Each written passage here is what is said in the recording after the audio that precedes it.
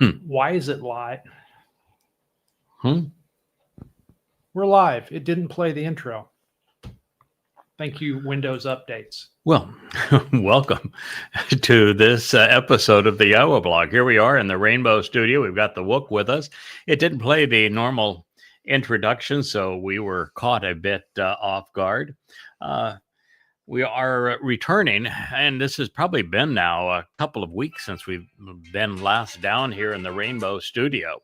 But we are returning to the narrative that is presented by Gabriel to Daniel in Babylon, Babel.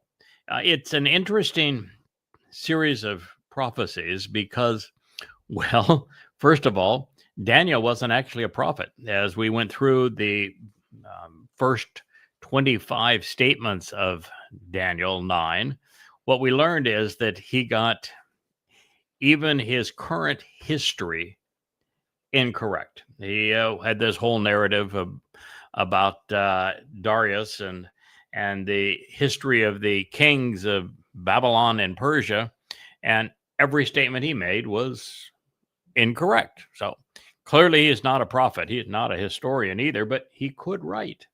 And Gabriel is thought to be an angel. In Christianity, they have Gabriel fly in to tell the mythical Mary that she's a virgin, but she's pregnant. Never happened. Yeah. So, and in Islam, well, they take it way, way, way crazy. Where Muhammad says that it was Gabriel that gave him the Quran. Yeah, the rat's ass that has any chance of being true. The fact is that Gabriel, as it is declared twice here in Daniel, is a man. And Gabriel says that he is a man. It is from Gaber, and the Hebrew word means to be a strong man. It speaks of a mortal man, and to be Gabor is to be a particularly confident, capable, courageous man, and El means of God. So this individual, the individual that is the most frequently identified with Gabor in the prophets, is David, the chosen one, our Messiah, the returning king, the very Son of God is Gabor El. So the prophet in this case is Dowd as the Gabor El, and the scribe is Daniel, who was not actually a prophet. Now, what makes this narrative even more interesting is the fact that Christianity usurps this series of prophecies to claim that it speaks of a arriving Messiah that's going to save the world. But first of all, it doesn't say that. And second of all, they changed the title from Messiah to Christ, and there's no validity in doing so. And then they make Christ a last name as opposed to a title, which is even worse. And then on top of all of that, they don't recognize that the one who made the prophecy was speaking of himself. Dowd is the Messiah, and he was the one who would come to be cut off, but not for himself. So it's quite a prophecy that no one seems to be able to get right. And I think that even what follows now will surprise you as we continue with it. It reads, "Therefore know," which is yada. "It is beneficial for you to be aware by coming to possess the information required to recognize and to gain the insights to understand," which is sakal, realizing that the best option is for you to be prudent after learning, succeeding by prospering, by being attentive, being educated, being intelligent and wise, so that you can perceive that from the going forth of the word, the Matzah dabar, this stage being set to begin the process in accord with this message to return to restore, shub, to bring back to its original state, building, bana, establishing, Yaruwshalaim.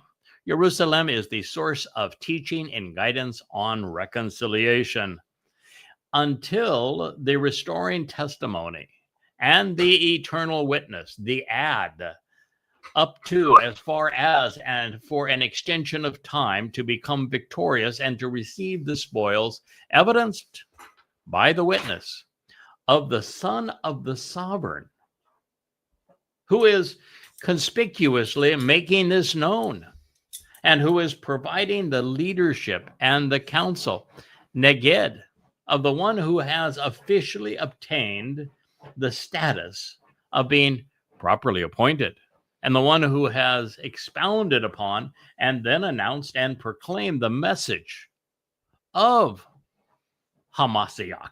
The Mashiach, I actually shouldn't have said ha. That is, the definite article is not included here.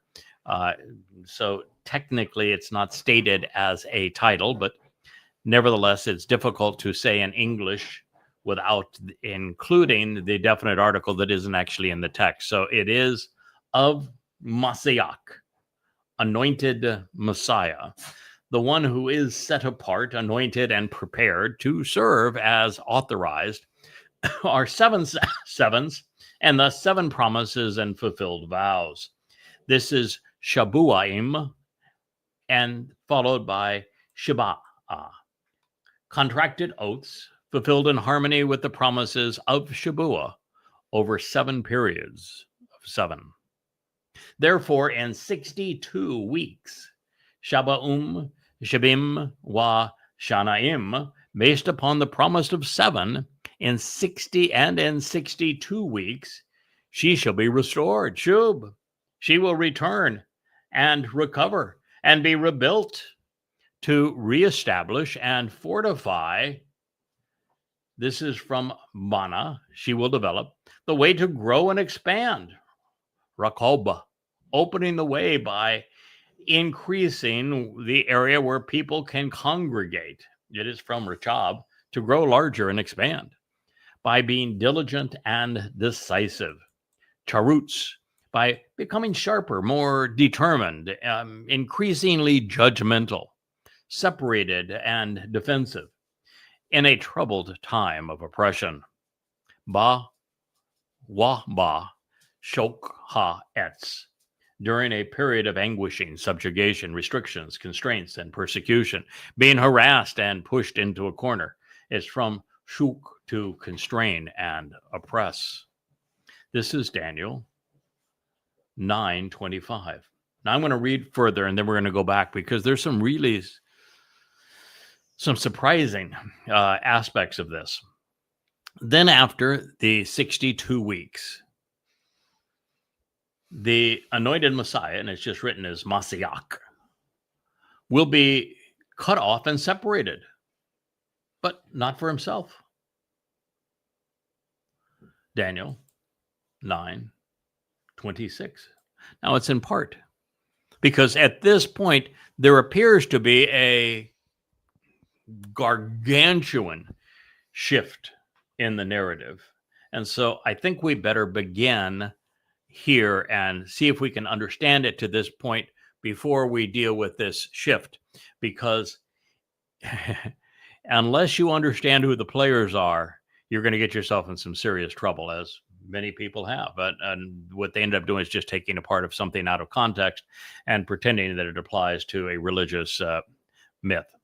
So Gabriel, who is God's most capable and confident, courageous and combative man, preferenced his prophecy with Yada, and follow that by Shakal.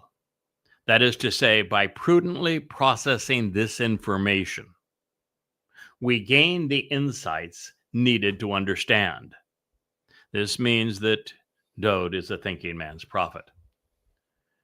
When he repeatedly indicates that to figure this out, and Dowd has done this now several times in his narration through Daniel to us, that we need to be discerning, that we need to learn by processing the information which he is providing in an intelligent manner, experience should now dictate that what follows, we need to use our heads to discern how it applies to us, what he is actually saying, what the implications are.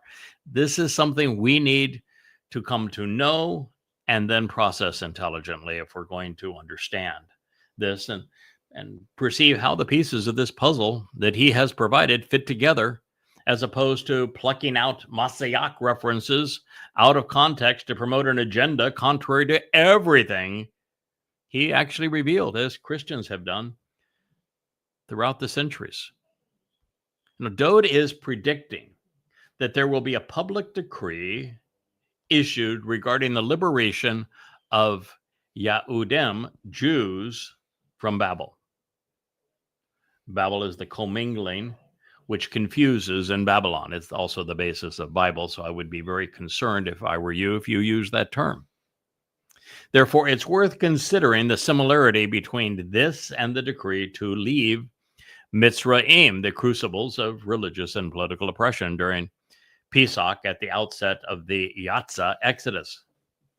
Yahweh introduced Pesach, Matzah, and Bikuwrym to physically liberate the children of Yisrael from religious and political oppression, which is what Mitzrayim means. And then Shabuwah followed, where he shared his Torah teaching with Moshe and then Moshe to us. The process would continue with Yahweh explaining the Mikra, these 7 annual meetings, Pesach, Matzah, Bikuwrym, Shabuwah, Teruah, Kipurym, and Sukkah, to Moshe, which he would ultimately convey to us, and they lead us back into a relationship with God and to the promised land. The proclamation that Dowd is currently addressing is quite similar. This time, Yahuwdym will be liberated from religious and political subjugation in Babel, the birthplace of the beast, which would evolve from imperial Rome to Roman Catholicism and then reemerge as Islam. Not only would they be physically freed, Yahuwdym would be able to rebuild Jerusalem, the source of guidance on reconciliation, which is the city of Dowd, who is the very person who is revealing this prophecy to us.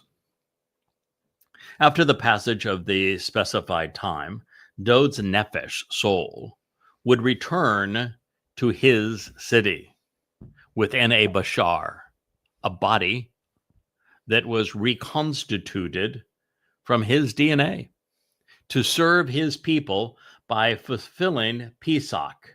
And then without that body, his nephesh soul would carry our guilt into Sheol on Matzah, which would lead to the benefits of Bikuwrym, firstborn children. This would enable the enrichment and the empowerment of the covenant family as we are withdrawn on Shabuwah, which will occur within the next 2 years. And in so doing, the nephesh souls of God's family are going to come home, surviving the tyranny that is surrounding us in all corners of the world. The world is about to enter a death spiral and will all but destroy itself. When we identify the timing of this decree, then we do the math. From Abib 1, 444 BCE, that's the starting date, we must add 7 weeks of years. 7 times 7 is equals 49 prophetic years, until Jerusalem would be rebuilt. Then there would be another 62 weeks, 62 times 7, 434 prophetic years, for a total of 483 years, until he would enter Jerusalem to fulfill Pesach, Matzah, and Bikuwrym. It's quite a prophecy. He's given you a very specific date. Now, to calculate Dowd's arrival from Dowd's prophecy, we must multiply 483, which is again 49 plus 434 years, or multiply by the 360 days in the Torah's prophetic calendar. This equates to 1,000 173,880 days. That's just 476 solar years plus an additional 20 days. That's when divided by a 365.25 solar years, so that you have some reference. It's a little tough to deal with 173,880 days, but you get a much clearer understanding of that when the prophetic year is divided by solar years, and it represents 476 years plus an additional 20 days. So this is what we need to add to our starting point, which would have been Nisan 1 in 444 BCE. And that was derived because it was 20 years after Artaxerxes I secured the throne. It was the 20th year of Artaxerxes that this decree was scheduled to be made.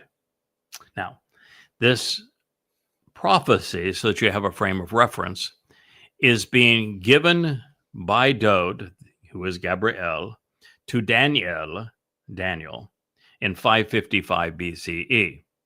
So this decree would be issued 111 years thereafter in 444 BCE.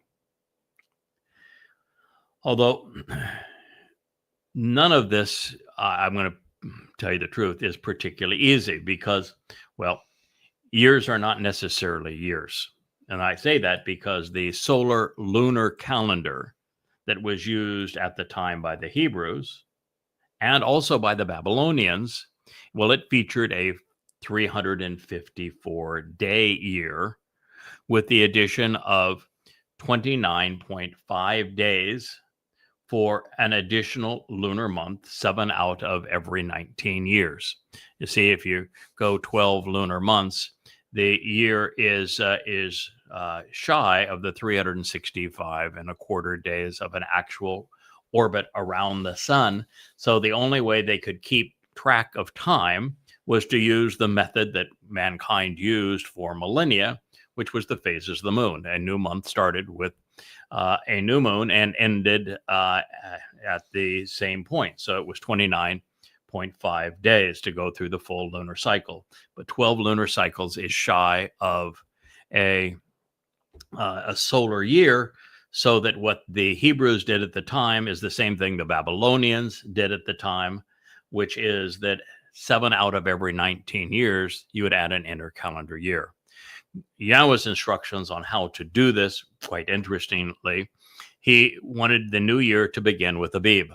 Abib is a word that indicates that the barley crop would be green and growing at the time, so that it would be ready to harvest. Barley is an interesting grain in that the winter barley is the first grain crop to be harvestable each year. And it is unique in that it can be harvested, in fact, needs to be harvested when it's green and growing, and then allowed to dry in the field after having been cut. Where if you did that with wheat, for example, which is be the next harvest that typically is in May or June, and you cut wheat before it is dry in the stalk, it will rot. So barley is unique in that it needs to be Abib, still green and growing. And so God's instructions to the Hebrew were that you choose the first light on the moon's surface, reflecting the sun's light, of course, on the moon's surface, that is closest to the time when barley is Abib, green and growing, and therefore ready to be harvested. What that entails, if you were to cut to the chase in terms of being able to ascertain when Abib first is today, since we don't have the same climatic conditions in and around Jerusalem. They weren't in Jerusalem at the time; they were in Babylon, and since there aren't a lot of barley crops being grown in a place that is highly congested at this time, it is essentially the time of the renewed light on the moon's surface that's nearest the vernal equinox.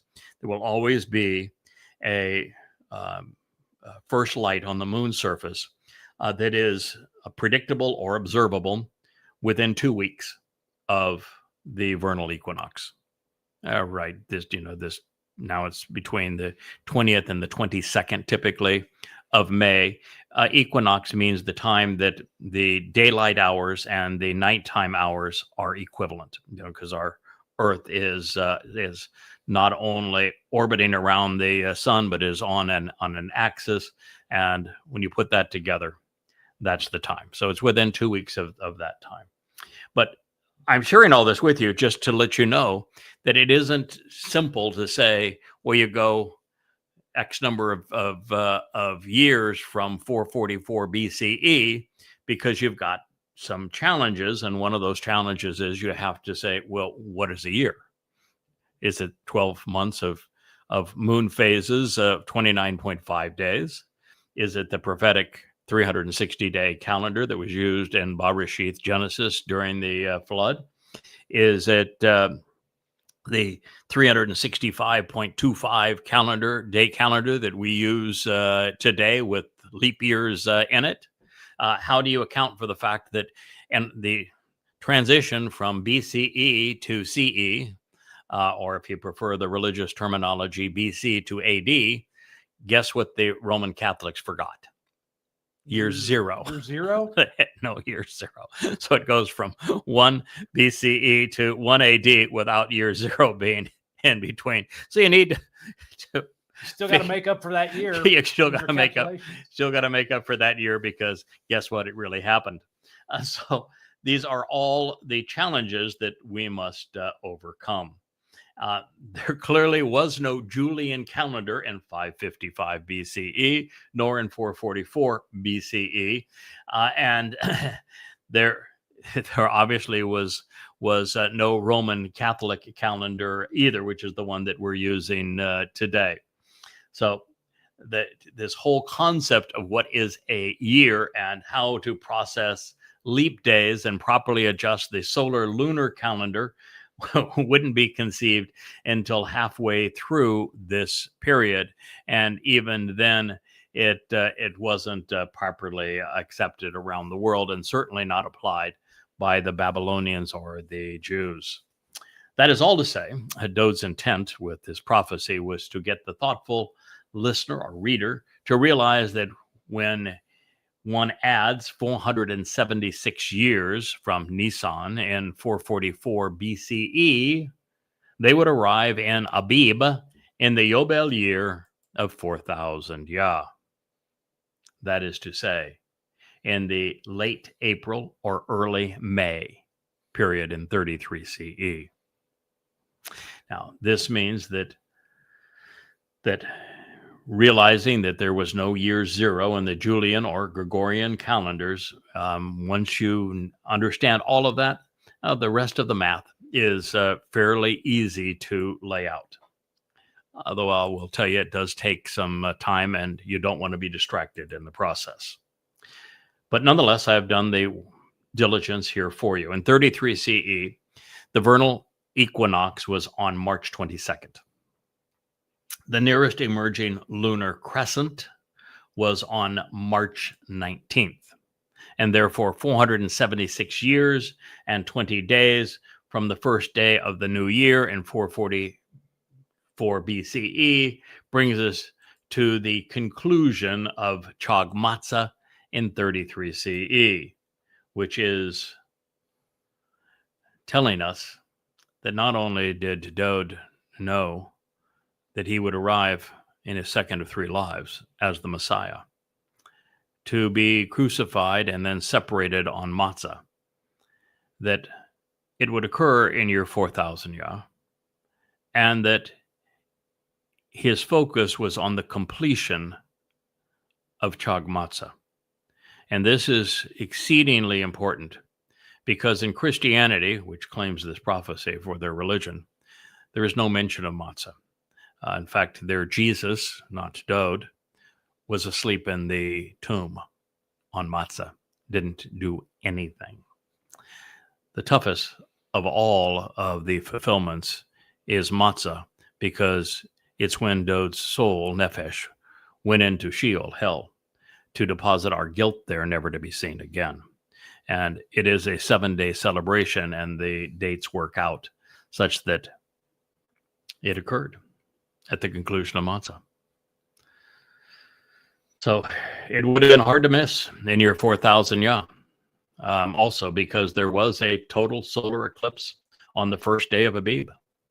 The Christian New Testament wants you believe there was a solar eclipse on Passover. Passover is always the 14th day of the new month, which means it's a full moon. Guess what there cannot be with a solar eclipse? It has to be a new moon, because it means that the moon is between us and the sun. That's the only way you can get a solar eclipse. And so Christians were really, really stupid. You could have a solar eclipse on the 1st of Abib, but not on the 14th of Abib. On the 14th of Abib, you could have a lunar eclipse. And guess what? There was one in 33 CE. So you got both. Christians didn't know the time. They had no idea what was happening. They had their guide. I guess it's because their God was napping at the time. That's why they wouldn't know. So yeah, it's not their fault. Their God fell asleep. Now their God wasn't very big. Their God was only as big as a man. That's not much of a God. And their God was pretty inept because, the Christian God was able to be killed by men. And then, he missed Matzah entirely. So he didn't fulfill this prophecy because he was sleeping at the time. And rather than going into Sheol to take our guilt there, he decided to do one better than the Passover lamb. Rather than the Passover lamb accepting our guilt so that we might live, no, he decided that he'd come back to life. Now, of course, God says in the Torah that the Passover lamb, the remains of it must be incinerated that night, which means you could not have been the Passover lamb if your body was resurrected. Oops. That's the technical term for it, is oops. So this prophecy has Dowd speaking in the 6th century BCE, foretelling his service to fulfill Chag Matzah, and the very week he did so in year 4000 Yah, 33 CE. Now, that's quite impressive. Now, since Dowd had witnessed his future and had written about it in his Mizmor 1,000 years in advance of fulfilling Chag Matzah, and since he returns from his future fulfillment of Yom Kipurym and 2033 to provide this prophetic report back in time in circa 555 BCE, he was fully aware of what would occur and what would transpire. Dowd is a prophet of the first order. What has been lost on so many is how exquisitely the detail of the prophecy matched its fulfillment. Dowd's entry into Yaruwshalaim coincided with the day that the Paschal lamb would have been brought into the household, which is on the 10th of Abib. And then, just as they had in Hezekiah's time, when large crowds gathered in Jerusalem, the source of guidance and reconciliation, he lived and walked among the people. They got to know him. And as the sun set on the 14th day of Abib, he observed the Passover feast, expecting us to remember and respect the role he was fulfilling by that promise. It was Dowd who did these things as the Son of God and Messiah, not the fake Jesus. And the moment you associate Passover with Jesus, then you've screwed the pup.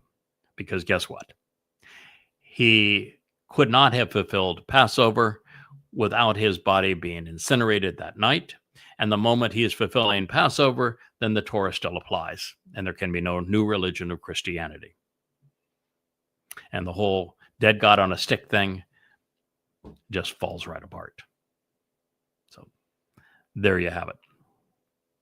And of course, you need to recognize that Dowd gave a prophecy where his date is the end of the celebration of the 7 days of Chag Matzah, making Chag Matzah more important because, well, Passover is part of Chag Matzah. Chag Matzah is not part of Passover. The essential celebration is Matzah, of which Passover is simply the first day. Oops is the technical term for that too. Once again. No one said that Paul was particularly bright. Dowd's sacrifice corresponded perfectly with the designated time of Chag Matzah, including Passover, Matzah, and Bikuwrym. And it was just before the sunset on the 14th day of Abib that his nephesh soul surrendered his mortal Bashar body. And the Ruach carried his nephesh soul into Sheol, laden with our guilt, so it could be deposited in what it essentially is a black hole, never to be seen again. The prophecy of the Mikre, these invitations to be called out and meet of Pesach, Matzah, and Bikuwrym, were fulfilled right down to the last detail. There should have been no mistaking what he had done, at least for those who were Darash, consistently seeking to know Yahuwah, who read the Torah to find the way to him, and who pondered the implications of the relationship he intended by diligently studying the prophets. Now, nearly 40 Yobel thereafter, we're using Teruah and Shabuwah to call a remnant of Yisrael and Yahuwdym back home to the promised land, to their Messiah, and to Yahuwah. This reunion will occur. The homecoming will occur on Kipurym, reconciliations, which leads to Sukkah, camping out with our Father and his family forevermore, as God restores the earth to the conditions experienced during Eden, during the garden, doing so on Teruah 15 days before we return to the garden and 10 days before Father and Son, Yahweh and Dowd, return. Now, in this way, with the proclamation to leave Babylon, and restore Yahuwdym and Yaruwshalaim, the source of guidance on reconciliation, one event foreshadows the next, becoming a harbinger of what follows, each step liberating us from the religious influence of political control so that we can come home and live as a family. So in conjunction with the redemption of his people, we have two options with the Neged. You can read Neged as the son of the sovereign, and you can make the sovereign Yahweh. But that's really a fairly odd fit because he's already announced that he is the Mashiach, and Yahweh 3 times says that Dowd is his son, that he is his father. And Yahweh is in all of the future prophecies proclaiming that Dowd is king forevermore. So the sovereign, from Yahweh's perspective, particularly at this time, is Dowd. So the Neged would be considered a prince, not the king.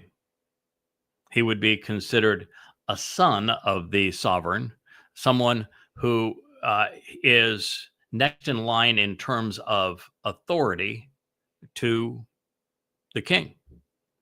And so it really is awkward to render the Neged as Dowd.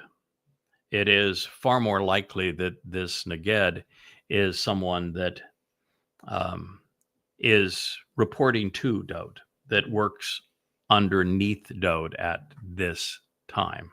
Somebody that reflects his light. Yeah, it would be like the lesser luminary, the Katan Maor, to the Gabor Maor, the greater luminary, in Bereshith Genesis 1. It'd be like the tree, the Etz of Dayath, explaining the way to return to the Etz Shamim, tree of lives, in the next chapter of Genesis 2. I think highly likely in that case. And in this situation, we were told that the Neged's responsibility was to address what the Mashiach would achieve. And until these series of books called Yada Yahweh and this blog, the Yahweh blog, announced that Dowd is the Messiah He is the Son of God. He is the returning king and the prophet who not only revealed this to Dowd, being the first to ever do that as Gabriel, but also he is the one who in his second of three lives fulfilled this very prophecy that he is making right here. And he was speaking of his own fulfillment of Chag Matzah. So there's only one person in human history that has made those deductions, and he's the one sharing all of this with you now. Now, recognizing that Dowd's gruesome and heroic portrayal of his soul's fulfillment of Pesach, Matzah, and Bikuwrym was presented in the 22nd Mizmor, where he wrote it in first person. He told us 1,000 years in advance of enduring it that he would be crucified, his body would be crucified, and that his soul would go into the black hole of Sheol on Matzah, and that he would then celebrate Bikuwrym with Yahuwah. Wrote all about it in the 22nd Mizmor, all in first person. And what's so amazing about that, this was 1,000 years before he would endure it. It was, some 600 years before crucifixion was even invented, some 500 years before Rome existed. Pretty damn impressive, I'll tell you that for sure. And then he comes in 555 BCE to announce the exact date and to tell you what would occur as a result and what would occur 2,000 years later as all hell breaks loose in and around Israel and Jerusalem, and the final players come together. It was among the most powerful prophecies, completely misunderstood and ignored by everyone, Jews, Muslims, Christians, you name it. So the Mizmor predicts what would happen to him 1,000 years before he endured it, 450 years before he made this proclamation in Babel to Daniel, which means Dowd gets around. You know, he lived right around 1000 BCE, where he was king of Jerusalem. Got an early start at 8 years old. He was anointed Mashiach by Yahuwah, called the first person ever, only person actually, to be called multiple times. He is my son. I am his father, of Dowd. He is the one that Yahuwah said he is returning as king. And when he does, his throne's going to be as brilliant as the sun in his presence. So he had a pretty remarkable life for 70 years, around 1000 BCE. And he first life ended 4 years before year 3000 Yah, which was 968 BCE. He likely appeared as an adult 4 years prior to the fulfillment, 3.5 years to 4 years prior to the fulfillment of Chag Matzah in 33 CE. And that was 1,000 years later in year 4,000 Yah. And his return as king will be in year 6,000 Yah, which is 2033. So there's a lot we can deduce from this, but clearly he got around. He's already had 2 lives. He's talking about in here the second of 2 lives. And Yahuwah is emphatic that he will return as king, which would be his 3rd life. Now, that shouldn't be all that difficult for people to understand. Souls are different than bodies. Bodies have 1 life. Some don't even last very long. And souls, though, can continue to exist forever if they're enveloped in Yahuwah's spiritual energy and light. And on a photon of light, when you are enveloped in light, time is a dimension that you can maneuver. So God can take a soul enveloped in light back and forward in time. And so he took Dowd from around 1000 BCE forward in time to this event in 555 BCE to issue this prophecy, and then brought Dowd back in 33 CE, probably in 29 is when he would have actually, 29 or 30, he would have been reconstituted within a physical body, his soul. That would have been the next time that Dowd's Nephesh soul was used, and he is bringing him back in 2033, which is less than 8 years from now, which will be his third arrival. The other thing to keep in mind is that nobody seems to have a problem with Elijah having been taken by God and returning. So you don't really think he's coming back in a 3,000-year-old body, do you? Probably The not. religious do. Oh, well, okay, well. So God is able to give him 2 lives, right? Actually, he gets 3 lives because he sacrifices his life on Yom Kipurym, the physical body, not his soul, to fulfill the need for the blood of a goat to reconcile Yisrael on Kipurym in accordance with the Torah. But Dowd gets 3 lives. The fellow here that is the Neged, he also gets 3 lives. Now, don't be particularly envious of that. 2 lives is great. Every covenant member, everyone who benefits from what Dowd has offered here by fulfilling Pesach, Matzah, and Bikuwrym, those who make it on the Shabuwah and Teruah ingatherings, they all get 2 lives. Second life is in Shamaim. Actually, we get a time to make the garden experience right for man for 1,000 years before we go to Shamaim. And the people who have been religious and political and led people astray, they get to have a second life too. It's just that it's in the place of eternal separation called Sheol, not something you probably would want to experience. So multiple lives is not an uncommon situation for Yahweh. In fact, why even go through all of this unless the benefit, result of fulfilling the Moedim of Pesach, Matzah, and Bikuwrym was to give souls an extension of life. Isn't that the whole purpose? So you shouldn't be surprised, and you shouldn't be jealous of the 3 fellows that got 3 lives as opposed to 2, because one of those 3 lives serves as a sacrifice where, I'm quite certain that Dowd did not have any fun fulfilling Pesach and Matzah. And mine is, as this Neged, mine is to be the bull that is bludgeoned on Teruah to purge the mortal remnant of Yisrael of their guilt so that they can be prepared for Dowd's return and entry into the garden on Sukkah. That really isn't going to be any fun. It is described as a bloody mess. But nonetheless, that's the nature of all of this, and it is Dowd and his second of 3 lives that fulfilled Pesach, Matzah, and Bikuwrym in year 4000 33 CE.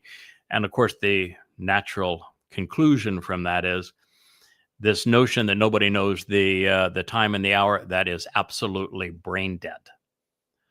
The spring Mikre, Pesach, Matzah, and Bikuwrym were fulfilled by Dowd by his own prophecy in 33 CE. It is year 4000 Yah. That makes year 6000 Yah when the last 3 Moedim will be fulfilled, Teruah, Kipurym, and Sukkah in 2033. And those dates are the 24th of September, the 2nd of October, and the 7th of October is when each of those begin. Actually, Teruah begins on the 23rd, but the big celebration and the sacrifice is on the 24th. And while Kipurym would be on the 2nd and 3rd of October, the homecoming is actually at sunset, 6:22 p.m. on October 2nd. So we use that date. And there will be a grand reopening of Eden on the 7th of October. But Sukkah, the celebration is not only 7 + 1 days, 8 days, but it's going to be played out over a full 1,000-year period. So those are your dates. Should you want to mark your calendar and be there. So clearly, Dowd knew what was going to happen to himself and to Yisrael. And as Gabriel, he is God's most courageous and capable man. He was his own Bashar, herald, and providing the best and worst news, all of which Yahuwdym and Goyim have ignored and twisted. Then it says, then the people and the nation, this is the Am, of the Neged. So you have to say, all right, who do you want this Neged to be? Who is to come? Who will bow? will be corrupted, will be ravaged, will be destroyed. He will be castrated and cut off. He is going to be annihilated in the city and before the set apart sanctuary. And his demise, when he is Kutz, when we find that he is cast off at the conclusion of this time, will be overwhelming. It's going to be outrageous. It's going to be especially intense with an overpowering force, so that up to the very last moment in the end, we're going to see that war will have been decreed, quickly decided upon and pronounced, which will be devastating, desolating, and appalling, even horrifying. This is Daniel 9:26. Now, this is not the way that it reads in Babel. But remember, Babel is from Babel, which means to confound and confuse, so you shouldn't be surprised. Again, here you have two options regarding this Neged. Now, if you took the first option, and this is all the same verse. We started 9:26, and I said, that's it in part. We're going to deal with the rest later because there's a really, really abrupt transition here. Neged is used in both of them. So if you want to have the Neged be the son of the sovereign, as in Dowd, the son of God, or even stupid, you want to apply it to mythical Jesus. Same word used right here. One sentence to the next. How are you going to rationally claim that they are different people? You can't. You can't. You just can't. They cannot be different people. The Neged is still the Neged. It is being spoken of by Dowd. He is saying the son of the sovereign, the number two guy in the government is what he's saying. So the number two guy in the government, who is the guy that's making all of this known to Yisrael at this time regarding the sacrifice of the Messiah and precisely when and why he fulfilled Chag Matzah, is the same guy that is being brutalized here. Now, Christians would tell you, well, the first Neged is Jesus, but he never existed, and that the second Neged is the Antichrist. That's not in context. But that's just mind-bogglingly stupid. You can't have the same word be prophesied by a person inspired by God that is precisely accurate with when he himself is going to fulfill Pesach, Matzah, and Bikuwrym. And listen, and if you've listened to these series, when I was going through the reanalysis of Daniel for the most recent book that I have written on this material, which is Time of Trouble. It's Yeshaya Volume 9. You know that I've gone to great lengths to explain exactly how all of these days fit and how 33 CE, year 4000 Yah, is the only year within a century either way that fits the scenario that Dowd delivered. And you also know at this point that the Neged, number two person in the government, under the Messiah, is the very one who has heralded his message and the only one who has done that, just as I have brought this to your attention previously. But I want you to also keep in mind that if you want to pretend this is the Antichrist, that is a person who is possessed by Satan, guess what? He can't die. Satan can't die. Those who advocate on behalf of Satan can't die. Spirits are immortal. That's why Sheol exists as a place of incarceration, which light itself cannot escape, because spirits are equivalent to light energy, and those who advocate on behalf of demonic spirits like Hasatan, Satan, the adversary, they become immortal and forever separated from God in the black hole of Sheol.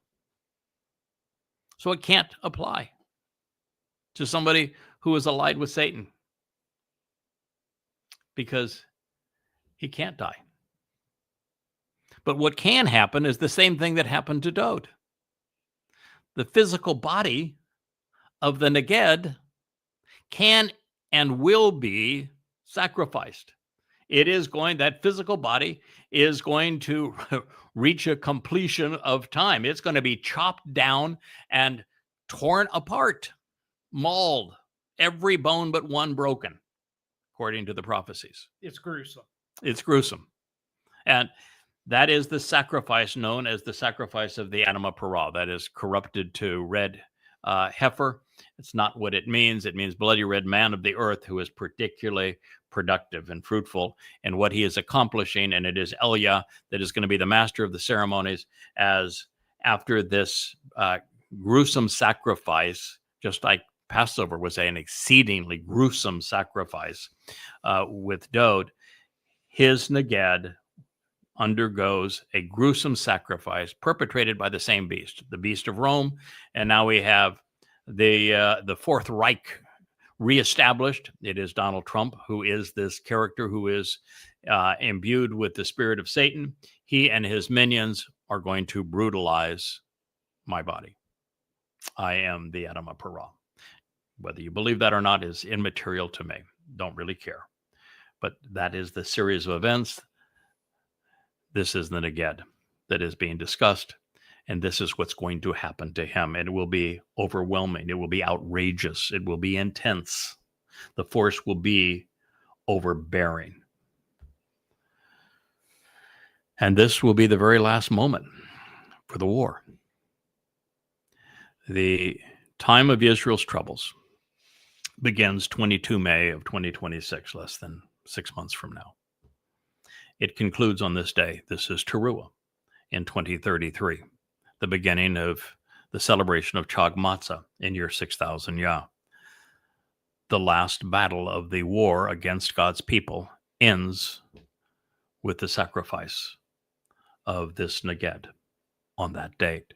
So the Neged who is heralding what Dowd did in 33 CE, opening the doorway to life, perfecting us by carrying our guilt away, and then enabling us to be enriched and empowered as God's children on Pesach, Matzah, and Bikuwrym, recognizes that on Teruah, which is the first of the three celebrations of the fall Mikre in year 6000 Yah, that his the Neged who perfect his people, so that this final remnant of Yisrael can celebrate his return with Yahweh as king and enter the garden of great joy of Eden on Sukkah. And that is when the war will end, because all of this has been decided upon, pronounced, and decreed. And up to this point, it's going to be devastating. It's going to be appalling. It's going to be horrifying. But so was the fulfillment of Pesach. And yet it still didn't get the attention of Jews.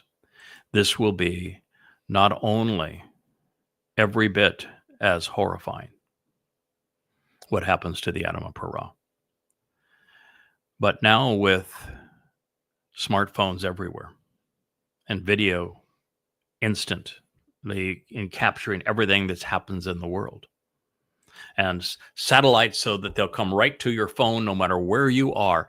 Everyone the world over is going to see what happens here. It's going to be live streamed. Live stream. The date is sunrise, the 24th of September, 2033. And it's the fulfillment of Yom Teruah. And it will have Elia has returned to be the master of ceremonies. When the body is put on the altar after having been ravaged, it'll be Yahweh who releases copious amounts of water from underneath the Temple Mount, and he will ignite the fires, and that collectively the searing flames of the fire and the bubbling up of this water mixed with the ash of the sacrifice of the Adam of Perah is going to purge the remnant of Yisrael, and just as it is described in Numbers 19 and Numbers 5, and presented in Yeshaya in the 17th chapter. This is what's going to occur, and that is what Dowd has predicted. And it's important for you to appreciate if you're going to capitalize on everything that you have heard up to this point. This is the portrayal of the last days, and it is extraordinarily important for you to have an appreciation of. And I think that's probably a good spot for us to conclude this program. We'll pick it up from here in our next review, but you've been given quite an insight as to who the Messiah really is when he fulfilled Pesach, Matzah, and Bikuwrym, who would reveal what he has accomplished, and then who will purge the remnant of Yisrael in 2033 of their guilt so that Dowd returns as king. Thank you for listening.